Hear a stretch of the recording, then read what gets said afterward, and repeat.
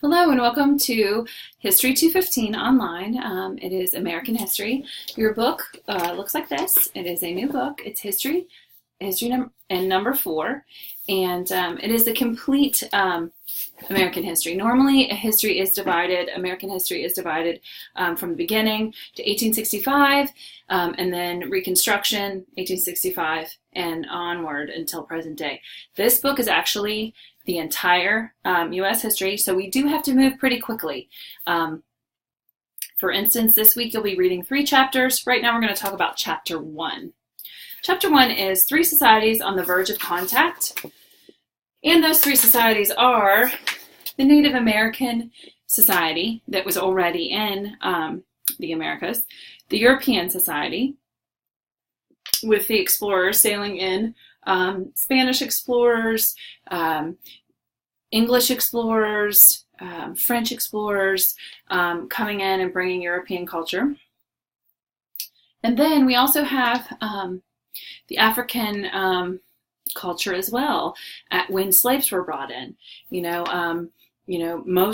Most African Americans were brought to the United States. I believe it was 95% of them were brought here as slaves against their will. So their ancestors.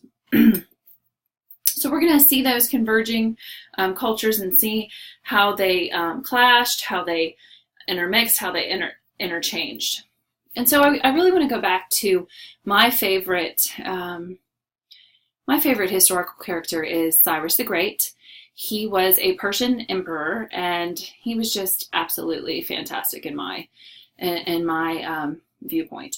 He was, again, emperor of the Persian Empire, and the day he came into power, he set all the slaves free. Completely unheard of. Not only that, he could have gone from empire to empire to different countries that he owned and said, get rid of all your culture, your music, your art, it's trash, get rid of it. That's not what he did. He would go to country that he had in his empire, and he would say, show me your best art, show me your religion, show me your best music, show me your best writing, show me your best poetry, show me your finest architecture. And then what he would do is he would have an exchange of ideas. He would say, here is the Persian's best, show me your best. And instead of throwing away something that was different and foreign to him, he actually said, hey, that is wonderful. And he would have some exchange and take that back to the Persian capital and his palace, and he would have that and incorporate it into the culture, because he wanted to find what was best. He wasn't assuming that his own culture was best. And I think a lot of times, even today, that we do that instead of actually listening and saying, hey, that music is different, but hey, wow, or, that culture, or that seems really different, but hey, that's really interesting. Wow, I want to learn about them.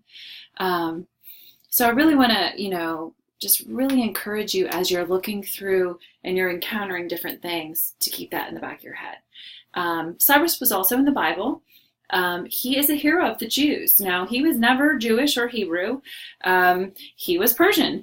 But he is noted as a hero because if you kept your country under control, you were free to worship as you wished. Because happy peoples are happy, they're happy parts of your, they wouldn't be considered citizens back then, but they would be happy. Countries would be happy parts of your empire, and it would keep peace and moving smoothly. Okay. All right. So something I want to point out right off the bat is something so interesting that I absolutely love, and that is Serpent Mound is actually in your book. And I really want to encourage you, if you would like some bonus points, and I have 5 bonus points on the end, if you take a selfie with Serpent Mound. The Serpent Mound is only about an hour away, and I love the 7 Wonders of the World, and maybe you've heard of them. I know if I try to name them all, I'm going to forget one, but you have the Lighthouse of Alexandria, you have the Pyramid of Giza, which is the only one still standing. These are man-made wonders of the world. The Hanging Gardens of Babylon, which is just fantastic. You have the Mausoleum of Halicarnassus, which is in Turkey. You have the Temple of Zeus in Olympia.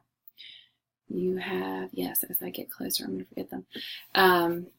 So there should be two more, and I cannot remember. Oh, the Temple of Artemis or Diana in Ephesus, which is also Turkey. And I am forgetting one.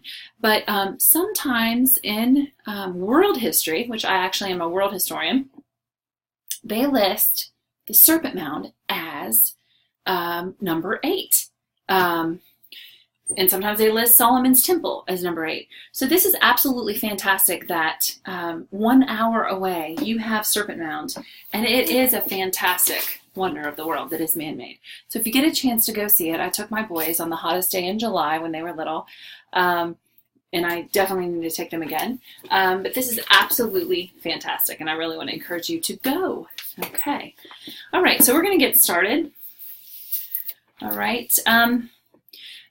Instead of Indians, we call them Native Americans, and there's a reason for that, why historians have said that, because true Indians are from India.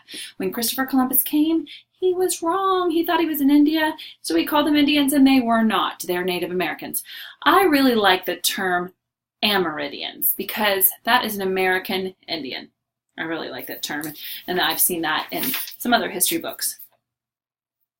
It goes through here. It talks about Paleo-Indians, Paleo-Indian era. Please be careful and make sure that you know your terms, because every week there is a quiz on your reading. Otherwise you wouldn't read probably like you should. Maybe you would. You probably would. But I am really a huge fan of weekly quizzes and overall your reading. Okay, so you have the Archaic era. Talk a little bit about pre-Columbian, great civilizations of pre-Columbian world, and this phrase means before Columbus. Okay, pre-Columbian. Okay, you have the largest Indian civilization, which is mentioned, the Incas. They built large cities and fortresses on these steep slopes in the Andes, and you know they are different from ours, but from what we think of as early civilizations. But it's so fascinating when you really are open-minded and you try and look for the amazing just engineering and creativity when they built these cities. Okay. It talks about the Europeans calling these barren virgin lands. Okay. When Europeans came into contact. In fact, you'll even see some amazing paintings where they, have America depicted as a virgin. This is really wrong, okay, because these lands were not empty. These lands were not new. They had been inhabited for thousands of years. Someone did own them. Their idea of ownership was different than ours. Or the European idea. And, you kind of look into misogyny a little bit, because conquering virgin lands is kind of comparable into, marriage back in those days. And that would be more of a patriarchal marriage where, the man takes over, marries, 1600s, that sort of thing. His wife is actually his property. Okay. So you have kind of that parallel as well, but they were not virgin lands. There were people there, and it is really sad when you look at the scope of the Europeans coming in. They looked at them as though they were empty, and that was problem number 1. Okay, all right. I love. They talk about the Aztec calendar and how so amazing how intricate it was. Now. Many of them had libraries and libraries and libraries full. And I need to check on this fact. I'm not sure if it was the Aztec, the Incas, or the Mayans, but there were some, I believe it was the Incas. There was great libraries, and Spanish Europeans came in and saw them and thought they were heathen books. So they burned them all, and there's like only one surviving book. Okay, so, that, again, when we meet another culture, whether it's today or thousands of years ago, giving it a chance, not knowing about it, we have preconceived biases and we don't realize how really intricate and wonderful it is. I love how they have a picture of the cabins and tunnels, the tunnel cabin. The cabins are shaped like tunnels. I believe this is the Algonquin Indians. Oh no, I'm sorry, this is an Iroquois longhouse.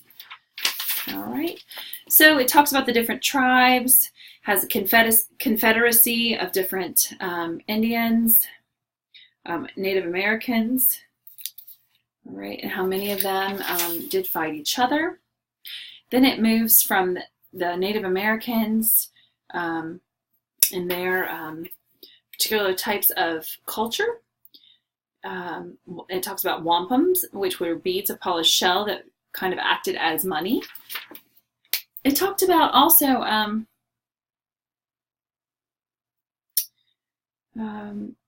I love the quote that they talk about the Pueblo people who live very much the same as we do if you look closely. And then it goes into Africa because, you know, there's going to be many slaves brought over from Africa, and that culture is brought with them. Right, and their social customs and their politics and their different kingdoms and societies. Okay, their religion and thought. Religiously, most of the Africans in Lower Guinea did not embrace Islam, and if you go back to the Native Americans, they were more Spiritism, where they worshipped, the sky, the sun. It does have their religious beliefs on here as well. Okay. African religions were more animistic, animism. That might even be one of your vocabulary words, I believe. Timbuktu is really an interesting story if you have time or you're interested in reading more about it. It's a principal city of the Kingdom of Mali, cultural capital of Africa in the 13th century, and that is, there's some wonderful history and the gold that came from there and different rulers that were absolutely incredible. Okay, it was a matrilineal kinship lines, which that meant that the mother's bloodline is kind of how it was passed down instead of patrilineal, which would be the father. Native Americans were the same. And then you have a society, Europeans, where it's patriarchal and patrilineal, which is the father, okay? So you have, two of these huge cultures are based on matriarchy, which is going to be one of your history analytical words that you need to pay attention to. Okay. The decline of feudalism, it shifts over to Europe, the decline of feudalism, which was extremely oppressive. The serfs were not allowed to leave their kingdoms, although the Middle Ages seems fantastic. Serfs were really pretty much slaves and used, however, the upper hierarchy wished to use them. Then you had the Renaissance. Okay. And there were dark ages, and I don't know, when Europe was in its dark ages, the Muslim